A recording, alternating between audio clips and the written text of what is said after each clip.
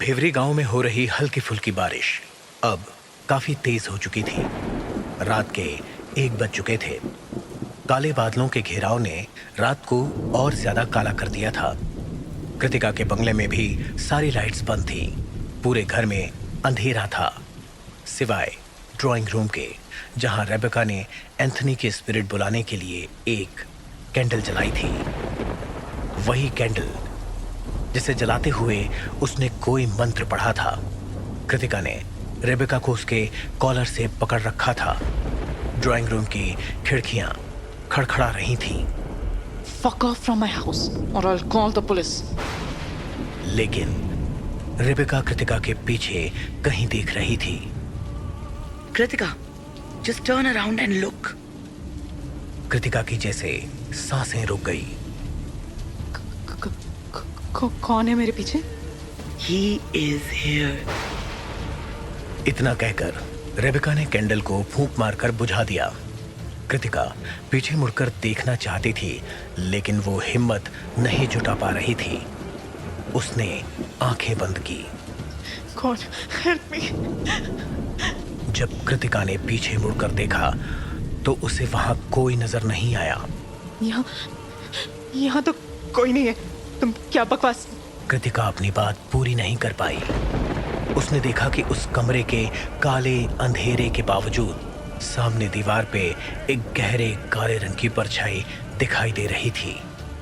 वो परछाई एक आदमी की थी और वहां रेबेका और कृतिका के अलावा और कोई तीसरा मौजूद नहीं था। उस परछाई का अजीब से काले रंग से भी गहरा काला रंग कृतिका ने इससे पहले कभी नहीं देखा था। कृतिका के कदम अपने आप पीछे जाने लग गए। यहाँ पर तो कोई और प्रेजेंट नहीं है, तो ये शैडो किसकी है? मैंने कहा ना कृतिका, it's him. कृतिका ने अपने आसपास ध्यान से देखने की कोशिश की, लेकिन अंधेरे में उसे कुछ दिखाई नहीं दे रहा था सिवाय उस परछाई के।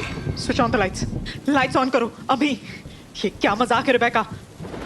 ये कोई ट्रिक है जो तुम मेरे साथ खेल रही हो? रेबेका उस शैडो के पास गई।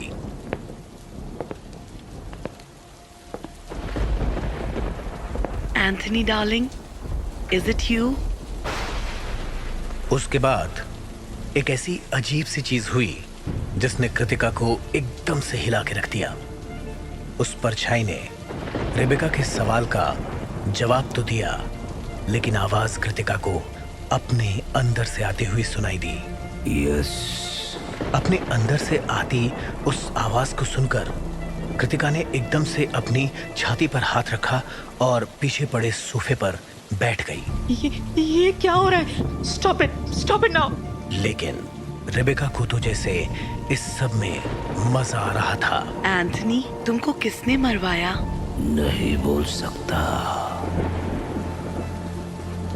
मान लिया कि ये एक स्पिरिट की आवाज है, लेकिन ये कैसे पता कि ये एंथनी की स्पिरिट की आवाज है? कोई और भी तो हो सकता है।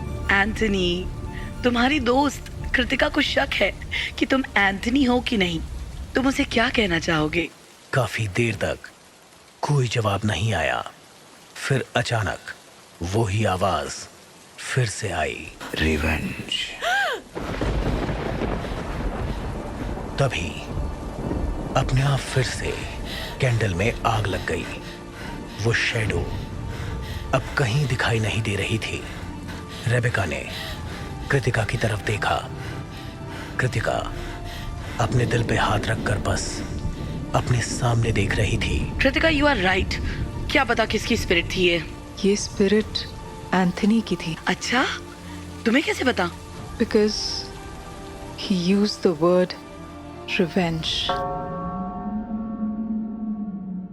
एंथनी को मरे अब पूरा 1 हफ्ता हो चुका था। पोस्टमार्टम रिपोर्ट्स ने कंफर्म कर दिया था कि एंथनी की मौत चाकू से उस पर हुए वार की वजह से हुई थी। इंस्पेक्टर मोरे केस सॉल्व करने में पूरी तरह से जुटा हुआ था, लेकिन अब तक उसके हाथ कुछ खास नहीं लगा था। इन्वेस्टिगेशंस में पता चला कि वॉचमैन बाबूलाल के आगे पीछे कोई नहीं था। संडे की सुबह 10 बज रहे थे। एंथनी के बंगले के लॉन में 3 कार्स और 1 पुलिस की जीप खड़ी थी। कृतिका, रेबेका और एंथनी की बेटी शेरॉन और उसका हस्बैंड रिकी, ये सारे एंथनी के बंगले में मौजूद थे। एंथनी का लॉयर भी वहीं पर प्रेजेंट था, क्योंकि आज एंथनी की विल पढ़ी जानी थी, इसीलिए इंस्पेक्टर मोरे भी वहां पर आ गया था। Hi everyone, I am the lawyer of mister Anthony D'Costa, और उन्होंने मरने से पहले मुझे उनकी विल का एग्जीक्यूटर बनाया था, जिसके चलते I will now read his will. As per the will, Anthony ने उनकी सारी प्रॉपर्टी एक एनजीओ आदिवासी लाइफ मैटर को डोनेट कर दी है। ये सारी प्रॉपर्टीज की वैल्यूएशन करीबन 50 करोड़ है। यह सुनकर कमरे में सारे लोग हक्के बक्के रह गए। सर ठीक से पढ़िए। एंथनी ने सारी प्रॉपर्टी किसी एनजीओ को नहीं, बल्कि उसकी सेकंड वाइफ ये रेबेका गोल्ड डिगर को दी है। नो मैडम, मैं ठीक से ही पढ़ रहा हूं, थैंक्स। सो प्रॉपर्टी के अलावा उन्होंने 1-1 करोड़ रुपए अपने दोनों बच्चों एलन डिकोस्टा और शैरन फर्नांडिस के नाम किए हैं। अपनी सेकंड वाइफ रेबेका डिकोस्टा को उन्होंने 5 करोड़ रुपए दिए। ये सुन रेबेका के चेहरे पर एकदम से मुस्कान आ गई, लेकिन अगले ही पल उसने अपने एक्सप्रेशंस फिर से सीरियस कर लिए। क्यों रेबेका, अभी तो खुश हो ना? Please Sharon, mind your language. मुझे पैसों में कोई इंटरेस्ट नहीं है। I am not greedy like you. Oh okay, ठीक है। लॉयर सर, आप एक काम करो, ये रेबेका के हिस्से के पैसे मेरे और मेरे भाई को दे दो। इसको पैसे नहीं चाहिए, ये अभी साइन कर देगी। क्यों रेबेका? मैंने ऐसा तो नहीं कहा। बिच। इंस्पेक्टर मोरे ने शेरॉन की तरफ गुस्से से देखा। शेरॉन जी, प्लीज थोड़ा तमीज से, ये एक ऑफिशियल अनाउंसमेंट हो रहा है, थोड़ा तो ध्यान रख के बात करो। सर आप कंटिन्यू कीजिए। Thanks inspector. तो ये विल के लास्ट पार्ट में लिखा है कि एंथनी ने अपनी नेबर कृतिका को 20 करोड़ दिए हैं। That's all. ये सारा पैसा आपके रिस्पेक्टिव अकाउंट्स में ट्रांसफर होगा, और ये सारा का सारा पैसा टैक्स फ्री होगा। ये सुन सबके चेहरे का रंग ही उड़ गया था। कृतिका खुद हैरान लग रही थी। व्हाट? एंथनी मुझे इतने पैसे क्यों देकर जाएगा भला? लॉयर सर, आपके पढ़ने में कोई गलती हुई होगी। लॉयर ने अपना चश्मा निकाला और कृतिका की तरफ देखा। मैंने पिछले हफ्ते ही अपने चश्मे का नंबर चेक कराया था, और जहां तक मुझे पता है मैं ठीक ठाक पढ़ भी लेता हूं। सो बी रेस्ट एश्योर्ड, मैंने जो पढ़ा है वो सब सही है। Thank you ladies and gentleman. आगे की फॉर्मेलिटीज मैं आपको ईमेल कर दूंगा। लॉयर के जाते ही शेरॉन और रेबेका कृतिका के पास आए। सो बेबी, लॉटरी हाँ? So you were fucking my father after all. Sharon पागल है कृतिका, इसका दिमाग का स्क्रू ढीला है। इसकी बातों को सीरियसली मत लेना। Obviously she had daddy issues. And Sharon, Kritika Anthony की सिर्फ अच्छी दोस्त थी, एंड आई नो दैट। हम लोग ऑलमोस्ट रोज मिलते थे, तो तुम अपनी बकवास प्लीज बंद करो। You both are gold diggers. I am sure dad और तुम दोनों के बीच पक्का थ्रीसम चलता होगा। शेरॉन के पति रिकी ने शेरॉन के कंधे पर हाथ रखा। शेरॉन, ये सारी बातों का कोई फायदा नहीं है। Let law take it own course. ये इंस्पेक्टर मोरे है ना, आई एम श्योर ये सारी बात की जड़ तक जाएंगे। Whoever got Anthony killed will get caught. मुझे मेरे जीसस पर पूरा भरोसा है। Now, let's leave. रिकी अपनी बीवी शेरॉन के साथ वहां से चला गया। कृतिका इंस्पेक्टर मोरे के साथ उसकी जीप की तरफ चलने लग गई। चलते हुए मोरे ने कृतिका की तरफ गौर से देखा। कृतिका ने एक बड़ी सी आह भरी। मैं जानती हूँ आपके दिमाग में क्या सवाल चल रहे हैं। मैं तो एंथनी की नेबर थी, जो उसकी सिर्फ एक अच्छी दोस्त थी। तो फिर उसने अपनी विल में मुझे अपने बच्चों, अपनी बीवी से ज्यादा पैसे क्यों दिए? मोरे मुस्कुरा रहा था। सच तो ये है कि मेरे पास भी इन सवालों का कोई जवाब नहीं है। The only thing I can think of is कि I was always nice to Anthony. वो हमेशा मेरे नेचर की बहुत तारीफ करता था। शायद उसे मेरे अंदर कोई अच्छाई दिखी होगी, आई डोंट नो। या फिर हो सकता है कि वो अपनी फैमिली के लोगों को लाइक ना करता हो और मुझे ज्यादा पैसे देकर वो उन लोगों के मुंह पर एक थप्पड़ मारना चाहता हो। चलते हुए मोरे रुक गया और उसने कृतिका की तरफ देखा। कृतिका जी, तो क्या आप ये एंथनी के दिए हुए 20 करोड़ एक्सेप्ट करने वाली हैं? कृतिका अपनी कमर पर हाथ रखकर आसमान की तरफ देख रही थी। उसने इस सवाल के बारे में काफी देर तक सोचा। आई डोंट नो मोरे साहब, ये सब प्रोसेस करने के लिए मुझे थोड़ा टाइम चाहिए। काले रंग की योगा पैंट्स और क्रीम कलर की टी शर्ट पहने कृतिका अपने बंगले के लॉन में बैठी कॉफी पी रही थी। दोपहर के 3 बजे थे। तभी कृतिका ने रेबेका को उसकी कार चलाते हुए अपने घर से निकलते हुए देखा। कृतिका ने एक पल के लिए कुछ सोचा, फिर वो एकदम से उठी और एंथनी के घर के गेट की तरफ बढ़ी। कृतिका ने देखा कि रेबेका ने गेट को लॉक नहीं किया था। एक हल्के से धक्के से ही गेट खुल गया।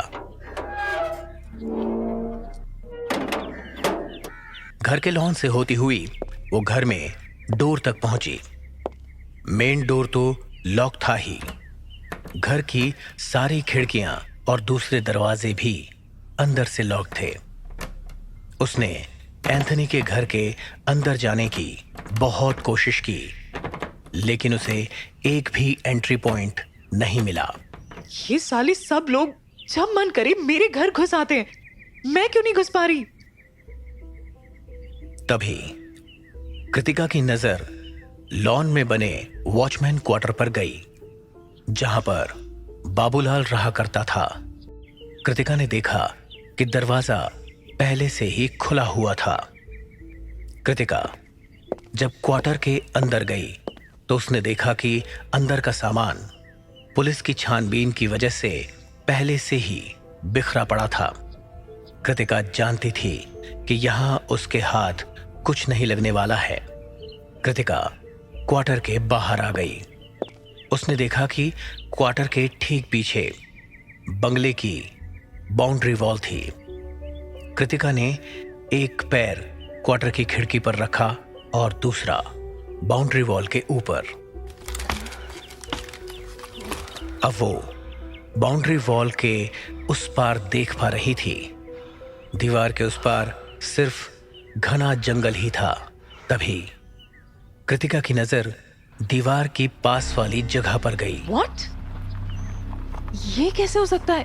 इसका मतलब रेबेका ने अपनी कार हैप्पी होम्स विलास के बेसमेंट पार्किंग लॉट में पार्क कर दी। फिर वो एक लिफ्ट यूज कर ऊपर आ गई, जहां विलास बने हुए थे।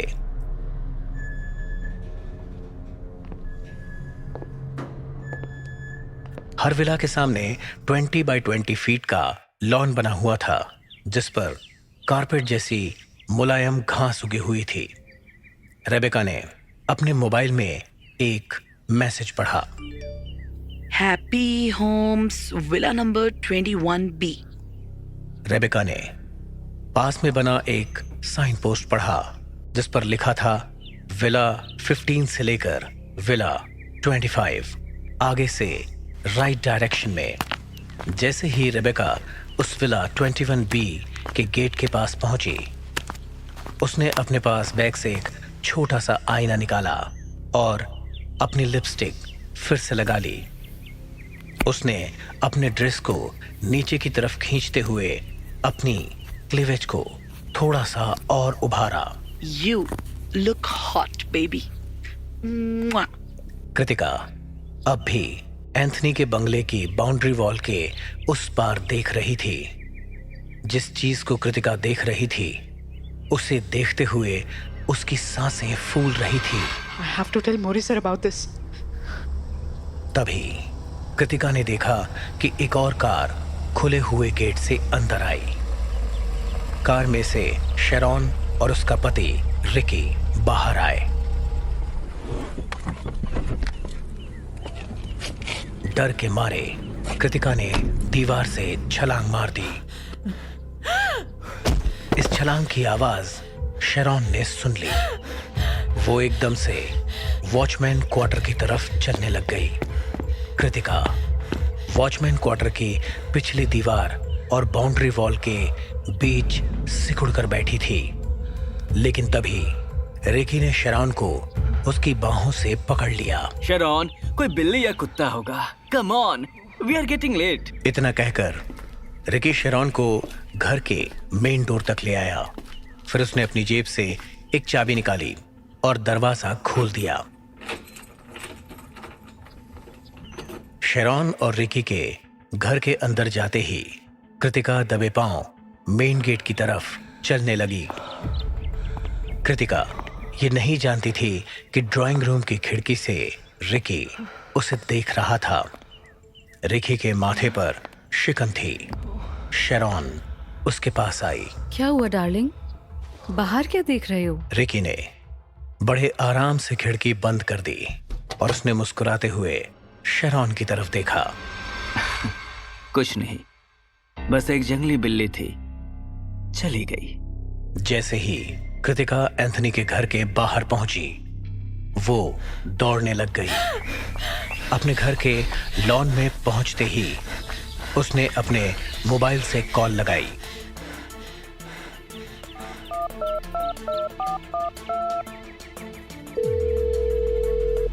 ये कृतिका जी, बताइए। इंस्पेक्टर मोरे, आप जल्दी आइए। आई थिंक मुझे इस केस का एक इम्पोर्टेंट एविडेंस मिला है। I think I know Anthony को किसने मरवाया था।